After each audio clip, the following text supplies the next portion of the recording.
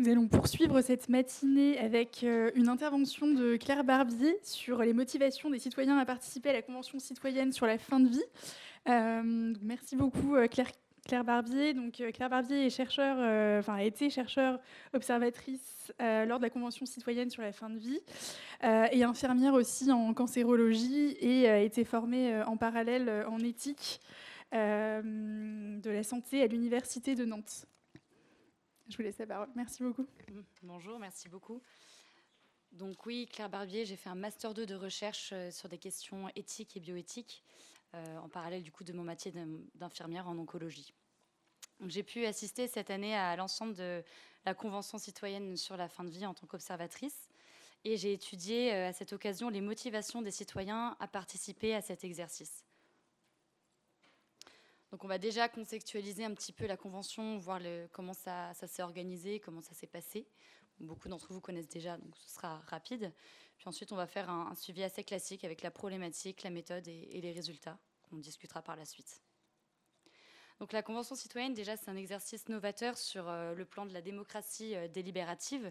C'est un minimum d'une centaine de citoyens tirés au sort qui sont réunis dans une période limitée, une assemblée éphémère, illustrative de la diversité des habitants d'un territoire, selon un échantillon panélisé, et réunis dans un processus délibératif pour répondre à une question précise. Donc l'objectif, vous le connaissez, c'était de faire évoluer le cadre légal d'ici la fin de l'année.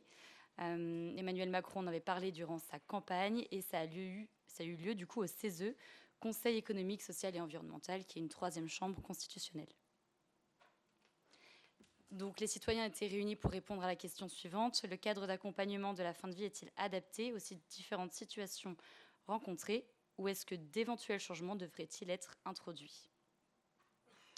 Les acteurs de la Convention donc, sont les suivants. On avait le comité de gouvernance composé d'une petite quinzaine de personnes, dont deux spécialistes uniquement de la démocratie délibérative, des référents sur les questions éthiques, deux membres du CCNE plus précisément, philosophes, un membre du Centre national fin de vie sans palliatif, voilà, différents profils, beaucoup de membres du CESE aussi, qui composaient donc ce comité de gouvernance. On voit ensuite donc les citoyens qui ont été tirés au sort, le comité d'animation, les chercheurs observateurs, nous étions donc neutres et uniquement là pour observer, les garants du dispositif qui étaient spécialistes de la démocratie participative et délibérative et qui étaient là pour donner un avis neutre et constructif sur ce type d'exercice. Et puis ensuite les intervenants bien sûr. Donc, cette convention a eu lieu en 3 phases. La phase d'appropriation des savoirs, sessions 1 et 2.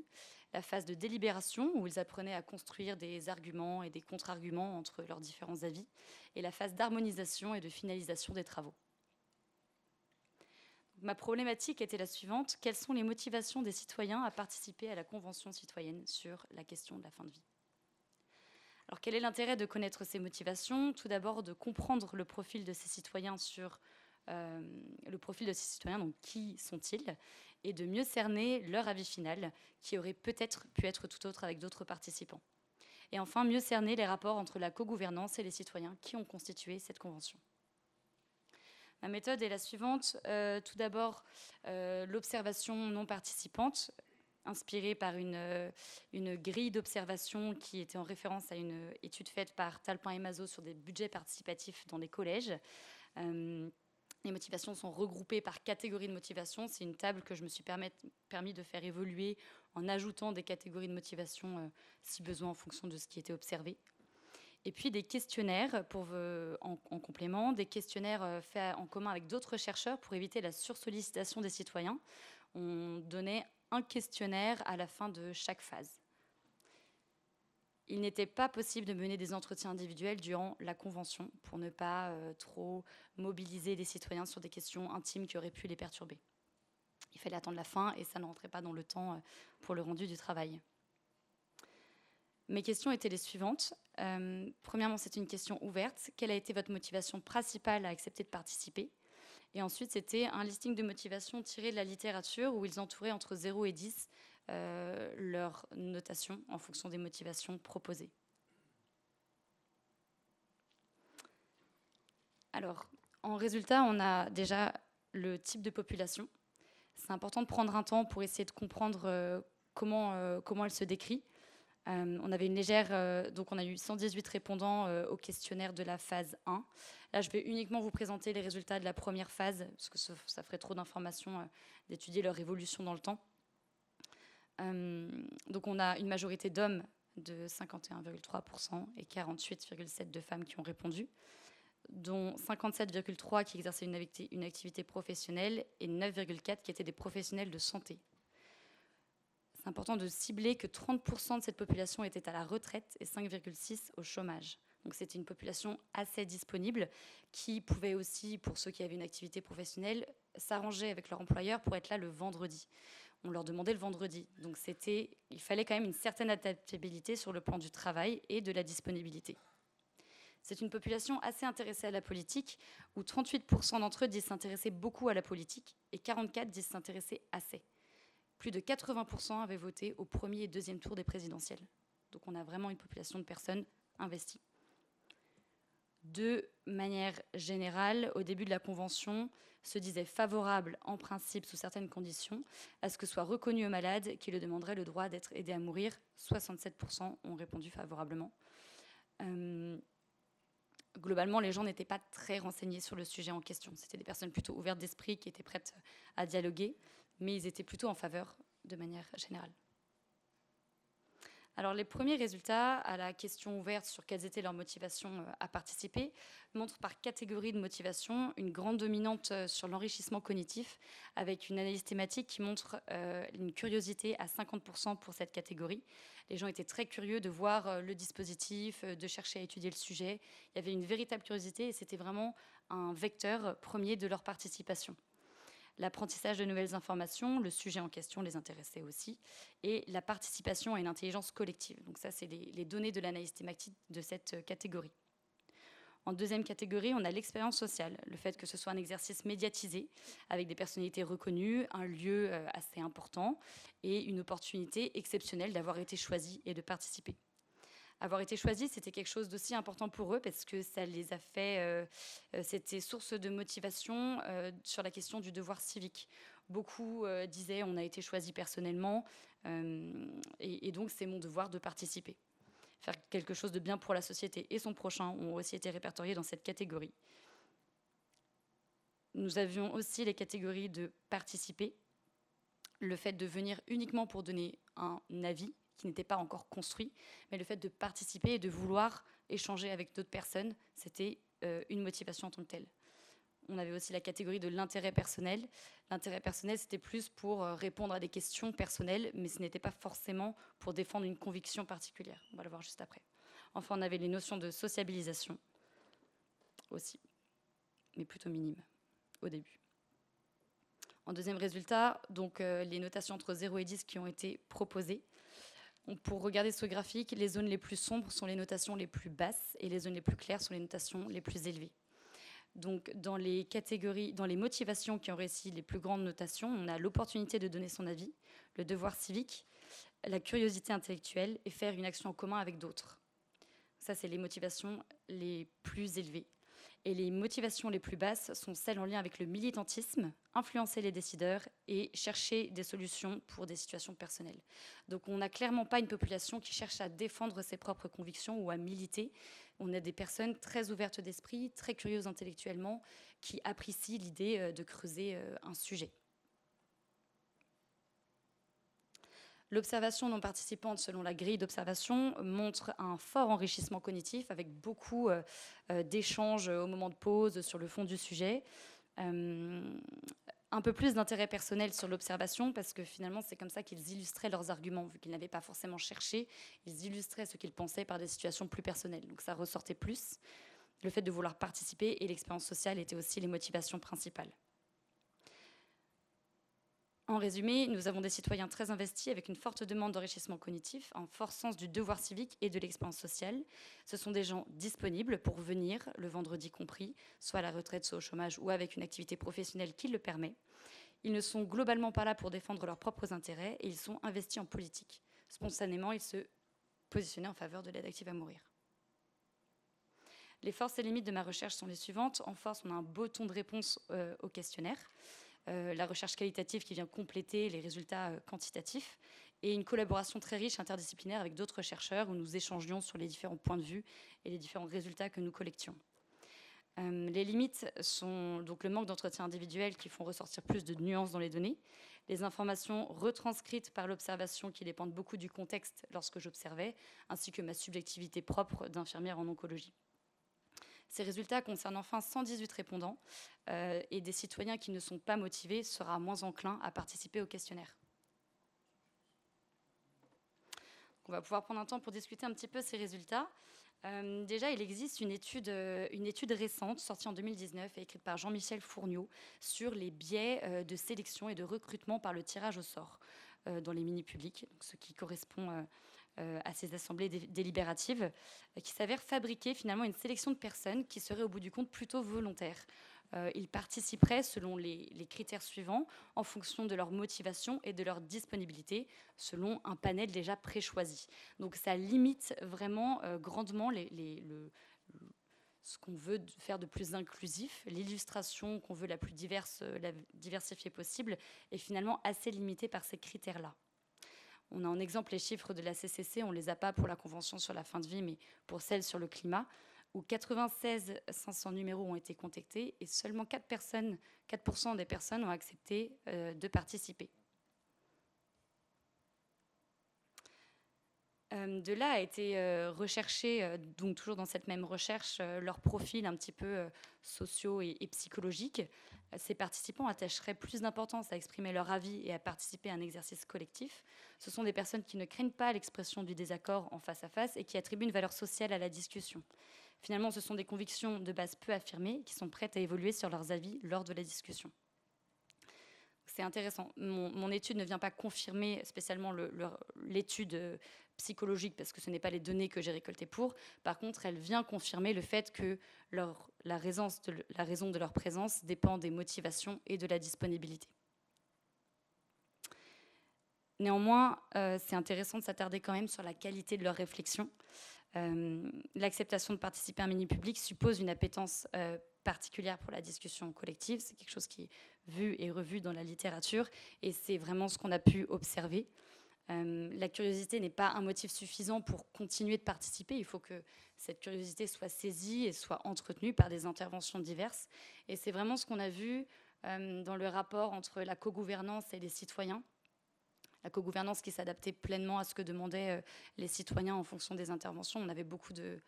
déjà, à la fin de chaque week-end, les citoyens étaient intégrés au rapport de la co-gouvernance à chaque fin de week-end et demandaient des interventions particulières en fonction de ce qui manquait à leur réflexion. La co-gouvernance a su être pleinement à l'écoute de ça et faire monter les intervenants en fonction de ce qui était demandé.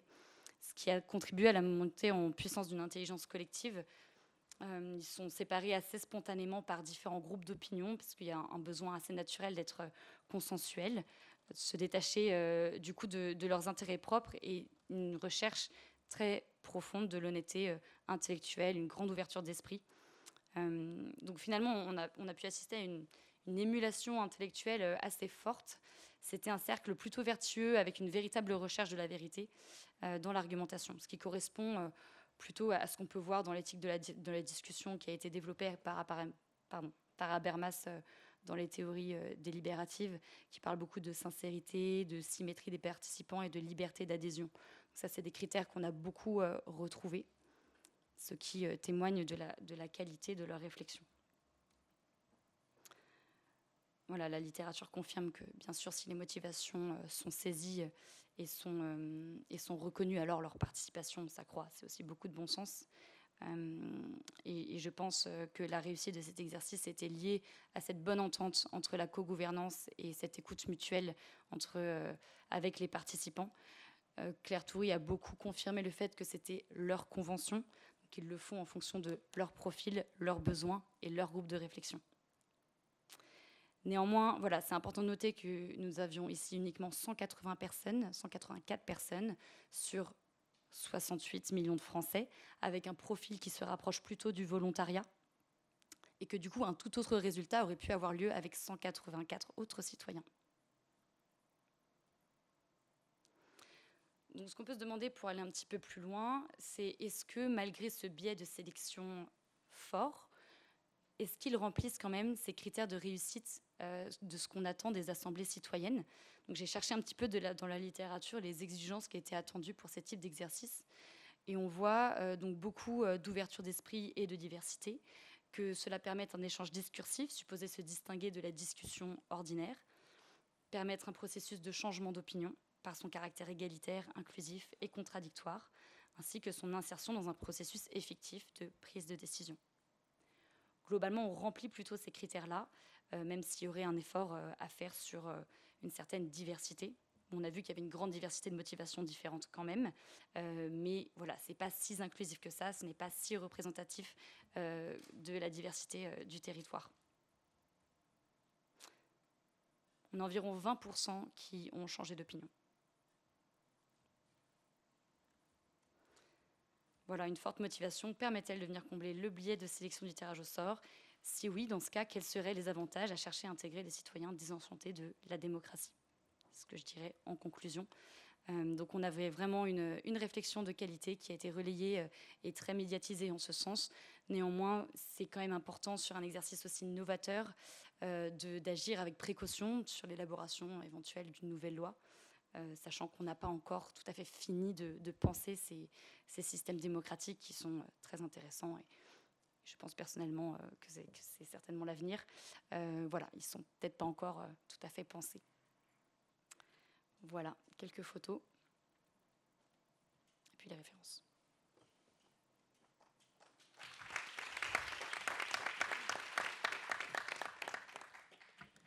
Un grand merci Claire Barbier. On va distribuer les micros si vous avez des questions. Oui, Franck Chauvin, je suis président de l'instance de réflexion stratégique sur les soins palliatifs qui prépare la stratégie décennale. Vous dites on aurait pu avoir un tout autre résultat s'il y avait 184 autres personnes. Ok, c'est une façon de dénigrer le processus en fait.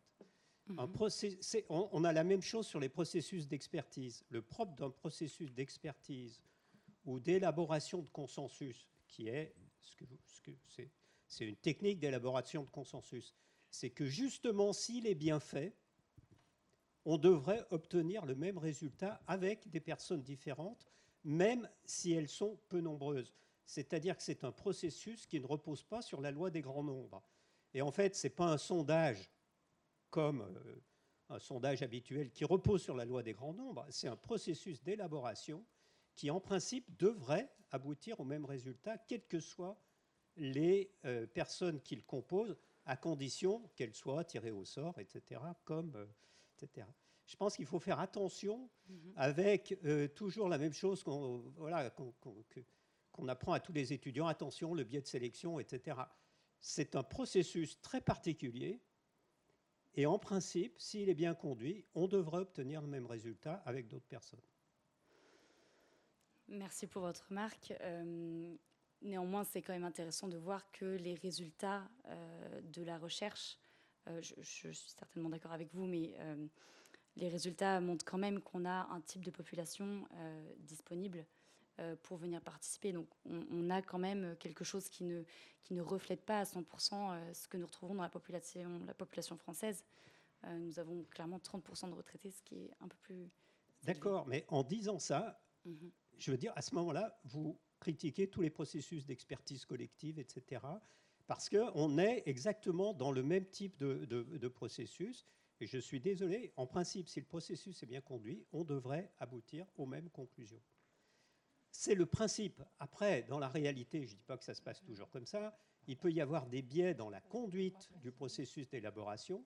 C'est à l'intérieur de ce processus qui peut y avoir et les pays de l'Europe du Nord qui utilisent ce type de technique ont publié là-dessus. Hein. Il y a vraiment de la science là derrière, mais ce n'est pas parce que ça correspond... les gens ne sont pas là pour exprimer leur opinion, mais un avis. Et on élabore petit à petit un avis collectif dans ce type de processus. Merci. C'est pas BFM, hein. Est-ce que, en fait, j'ai peut-être quelques éléments aussi par rapport à ce que vous venez de dire, monsieur. Merci beaucoup, Claire, pour ton intervention. J'étais aussi observatrice avec Claire à la Convention sur la fin de vie. Et il me semble qu'il y a un élément que tu n'as quand même pas suffisamment mis en avant, c'est les quotas de sélection. Parce que tu dis que ce n'est pas représentatif. Alors, je reviendrai sur la question du biais de sélection, notamment de la motivation à participer, de la curiosité intellectuelle. C'est très intéressant, mais le panel de 184, c'est des échantillons représentatifs qui sont recomposés. Donc, vous savez qu'en mathématiques, c'est comme ça qu'on fait les sondages. On a à peu près 1000 personnes tirées complètement au hasard sur la population française par rapport à la population, au nombre d'habitants en France, pour avoir un échantillon représentatif de manière automatique. Le hasard fait ça. Sauf que là, comme ils étaient un nombre beaucoup moins nombreux, il y a des quotas qui sont appliqués pour faire les tirages au sort. Et dans ces quotas, il y a 5 catégories, et notamment la catégorie socio-professionnelle. Donc, je pense que le nombre de retraités, par exemple, ça doit être équivalent à celui, enfin on a le même pourcentage que dans la population générale. Il faudrait vérifier, mais a priori, ça doit... On est un peu au-dessus. On est plutôt à 25% de retraités en France, et là on est à 30%. Ok, d'accord. Voilà. Après, ils ont dû faire des compromis parce que c'est pas évident d'avoir les 5 quotas qui sont, par exemple, vous voyez, il y avait un petit peu moins de femmes que dans la population générale. Mais voilà, c'était catégorie socio-professionnelle, région ou département de résidence. Il y avait aussi la catégorie rural, urbain ou périurbain qui était prise en compte. Évidemment, le sexe et l'âge. Et du coup, avec ces 5 quotas, bon, c'est ceux qu'ils ont choisis, on aurait pu en ajouter, mais c'est pas toujours évident de tout faire coïncider, mais on reproduit un échantillon représentatif sur ces catégories-là. Évidemment, la motivation à participer, typiquement, je pense que le chiffre très marquant dans ce que tu viens de présenter, c'est le pourcentage qui a voté au premier, deuxième tour des dernières présidentielles. Ça, c'est assez parlant parce qu'effectivement, là, on est bien au-dessus, je crois, des chiffres de la population générale. Mais à part ça, j'ai l'impression qu'il y a beaucoup des chiffres que tu présentes où il y a aussi un biais dans tes données, qui est que là, le questionnaire 1, je pense qu'on l'a donné en session 2, non, c'est ça ? Deuxième week-end. Voilà, et du coup, à mon avis, évidemment, il y a un effet d'auto-justification aussi. C'est des gens qui sont déjà là, ils ont déjà accepté, et ils l'ont tous dit, hein. Au départ, ils ont accepté pour des raisons pas très claires. Et parfois un peu par hasard. C'est-à-dire que c'est des gens, ils ont énormément insisté sur l'arnaque téléphonique. Ils ont tous cru au début qu'on les appelait pour de la pub ou je ne sais quoi. Le temps qu'ils comprennent que ce n'était pas une arnaque, déjà, en fait, en arrivant en session 1, ils n'en étaient toujours pas sûrs pour la plupart. Et ils ont un peu tous dit, franchement, j'aurais très bien pu dire non, quoi. Je ne sais même pas ce que je fais là. Il y avait un peu ce truc-là.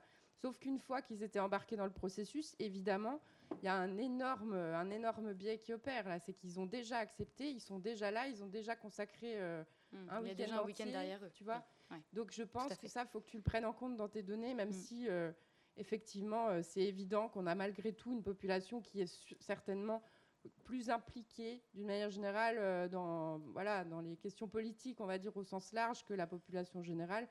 Ce qui est probablement intéressant aussi, comme tu l'as montré à la fin. Je pense qu'il faut faire un compromis ici, et c'est bien d'avoir des gens motivés parce que c'est extrêmement lourd comme processus.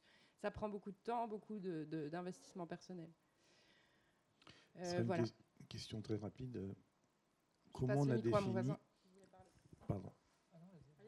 Comment les personnes se sont définies non militantes ? C'est-à-dire, c'est eux qui ont dit « je ne suis pas militant » ?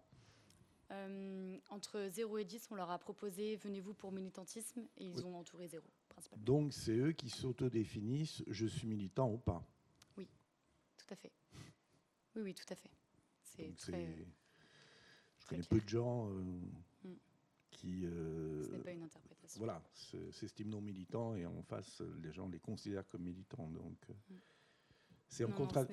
Je trouve que ça s'oppose un peu avec... le devoir civique, je vote, je veux m'impliquer, ce qui est d'une certaine façon déjà un militantisme social et pas donc... Exactement, oui, tout à fait d'accord. Pour rebondir, Adrien Evin, j'ai travaillé avec Claire sur cette question.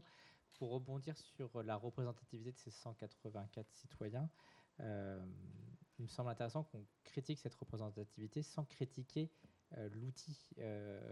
C'est pas parce qu'on dit que ces 184 citoyens ne représentent pas, du fait de leur diversité, Et par exemple, Claire n'a pas eu le temps de le dire en 20 minutes, mais on avait très peu de personnes qui vivaient en dessous du seuil de pauvreté, et on a dû faire appel à des associations pour les représenter, parce qu'aucune personne tirée au sort en dessous du seuil de pauvreté a accepté. Donc d'emblée, ça veut dire pour inclure des participants à la Convention citoyenne. Donc on a dû faire appel à des associations pour qu'ils mandatent des membres citoyens pour participer. Donc ça veut dire que d'emblée, ça ne représente pas la population, mais ce n'est pas pour autant que l'avis ne va pas avoir une valeur et que cet outil de démocratie participative n'a pas une valeur. Quand on parle de conférence de consensus, c'est pareil, les personnes qui vont participer à la conférence de consensus sont plus impliquées que les personnes qui ne sont pas dans cette politique-là, mais pour autant, on accepte ou pas de suivre cet avis. Et donc là, on peut être en désaccord avec l'avis de la Convention citoyenne, mais le travail réalisé derrière a un intérêt. Donc c'est là où je ne rejoins pas la critique de Franck Chevin, c'est que je pense qu'il est important de rappeler que ce n'est pas parce que c'est 184 citoyens tirés au sort selon des critères qu'ils représentent réellement la population. On a fait ce choix-là de les tirer au sort selon certains critères. Ils représentent ces 184 citoyens. Il y a un exercice démocratique de réflexion qui est là, mais pour autant, on ne peut pas dire qu'ils donnent un avis qui représente l'ensemble de la population. Tu veux répondre ? C'est juste, par réaction simplement à ça, je pense qu'il est très important quand on parle ici de représentation de bien distinguer les différents sens qu'on met derrière ce mot. Ce n'est pas des représentants au sens où ils auraient été mandatés, ils ne sont pas élus. Il n'y a pas eu de désignation de la part de la population, ça c'est clair, mais par contre, ils ont une représentativité sociologique et aussi, en tout cas c'est le pari de la démocratie délibérative sur la base du tirage au sort, cognitive. C'est-à-dire qu'en fait, en recréant un échantillon représentatif socialement, sexe, âge, etc., on cherche aussi à recréer quelque chose de la diversité cognitive qu'on a dans la population. Et c'est très intéressant de la questionner, cette diversité cognitive, puisque Claire, tu montres ici des éléments qui peuvent la faire pencher un peu dans certains sens. Mais a priori, en tout cas, on a ici une diversité cognitive qui est en tout cas bien supérieure, énormément supérieure à celle des instances de représentation au sens de personnes élues, mandatées, où là, pour le coup, elle est très faible. Tout à fait. Donc voilà, c'est à questionner. Moi, je pense que voilà, c'est très intéressant de poser ces questions. Continuer de creuser dans ce sens. Mais je vous trouve un petit peu catégorique sur cette question. Ce que je trouve intéressant, c'est de se questionner. C'est juste ça. Après, c'est ça. Tout à fait. Juste un petit commentaire par rapport aux questions et au débat en lien avec ta présentation. Effectivement, ce qu'on peut aussi rappeler, c'est que cette petite France, voilà, qui n'est pas représentative au sens statistique de la population française, mais qui est dans un processus, vous avez cité la temporalité, c'est extrêmement important. Il y a probablement une perception, connaissance, perception, représentation entre avant, au moment de l'appel, pendant, après. Sur ces différents week-ends qui ont eu lieu, il y a eu tout un processus, comme le disait le professeur Chauvin, d'assimilation, de prise de conscience de l'engagement, et les moyens mis en œuvre à travers le comité de gouvernance, les acteurs, les centaines de personnes qui ont œuvré pour que ce processus s'opère dans le temps, à travers une acquisition de connaissances, puis après une prise de parole éclairée, qui a évolué dans le temps, et on le voit bien dans les données, qu'il y a effectivement des avis qui sont débattus, partagés, et qui a permis qu'effectivement, dans des méthodologies participatives, le résultat soit un résultat consensuel de groupes de personnes. Et on voit les recommandations, elles illustrent très bien ce processus de débat qui a été engagé, et que lorsque les personnes ont été interrogées, même de manière individuelle, puisqu'elles ont pu partager régulièrement, celles qui souhaitaient aux médias, leur prise de parole, on voit bien aussi le changement qui s'était opéré pendant ce processus dans le temps. Ce processus démocratique entre des avis qui étaient parfois opposés entre le début du process et la fin du process. Et aussi rebondir sur le fait qu'on l'a peut-être pas dit, Il y a eu, vous avez raison, tirage au sort avec tout le process, etc., de sélection, mais il y avait aussi une prise en compte de la précarité des personnes, à la fois pour lorsqu'elles puissent venir de loin. Elles ont parfois traversé toute la France pour venir le vendredi, samedi, dimanche. Elles ont été défrayées pour ça. On leur a permis de mettre un logement, des conditions favorables pour qu'elles puissent exercer leur prise de parole citoyenne. Et ça, je n'ai pas le chiffre en tête, mais c'est des millions d'euros qui ont été engagés pour justement faire venir des personnes qui, au départ, n'étaient pas suffisamment impliquées dans ce type de processus démocratique. Et on leur a mis à disposition les moyens pour pouvoir exercer leur parole. Et pour y avoir été avec des collègues du centre, il y avait vraiment une diversité de parcours de vie plus ou moins impliqués et socialement plus ou moins marqués, et voire même certains atteints de maladies chroniques ou de handicap.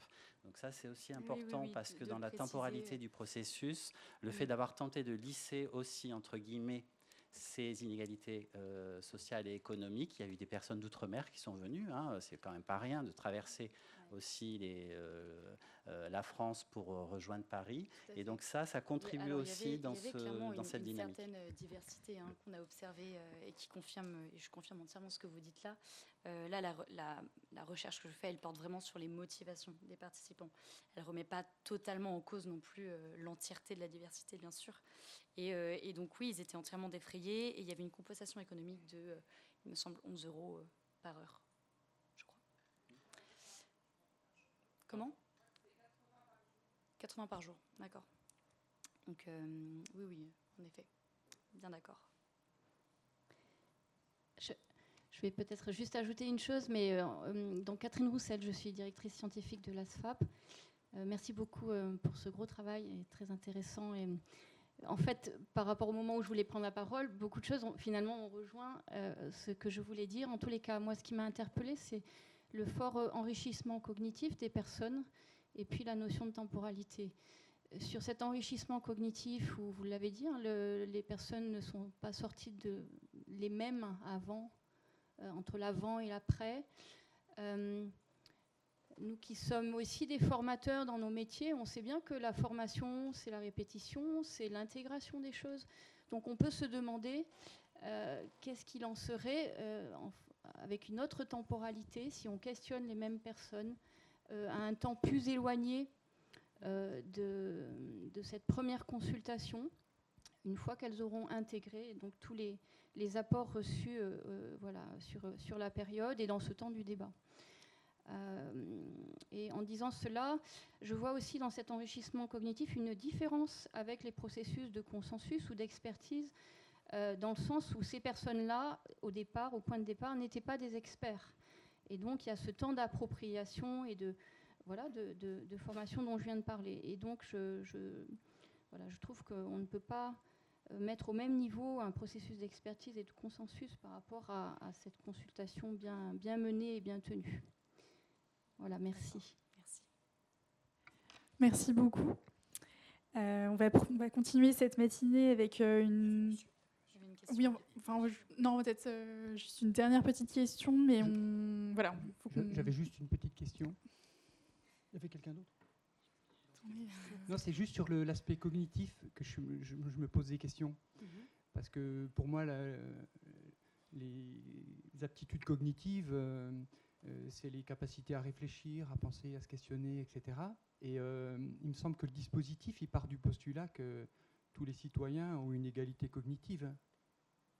Sinon, je me fais comprendre. Je ne suis pas sûre. Si on part du postulat qu'il faut tirer au sort des citoyens, c'est qu'on pense que chacun d'entre eux, tiré au sort, va disposer de capacités cognitives égales à un autre. Je ne sais pas. Et donc, ce que je questionne, en tout cas, pourquoi ma question vient là, c'est à propos j'entends beaucoup ce mot cognitif qui émerge, et puis j'ai entendu récemment une émission avec Jacques Rancière qui pose simplement la question, et si on arrêtait de prendre les gens pour des cons ? Autrement dit, c'est-à-dire un citoyen, c'est quelqu'un qui dispose a priori, sinon ça remet complètement en cause l'idée même de démocratie. Un citoyen, c'est quelqu'un qui dispose a priori de toutes les aptitudes intellectuelles, mentales, pour se positionner sur les questions les plus complexes.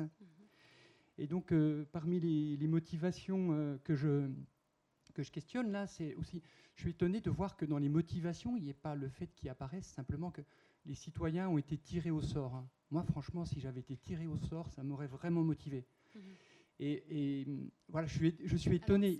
Alors, je trouve intéressant qu'on questionne la motivation a posteriori, c'est-à-dire après le tirage au sort, alors que finalement, le tirage au sort, il vient nous déterminer comme potentiellement motivés. Et moi, je trouve ça plutôt très réjouissant de constater que parmi ce panel tiré au sort, il s'agit de gens motivés, parce que ça conforte un petit peu la conviction que j'ai que les citoyens sont globalement motivés.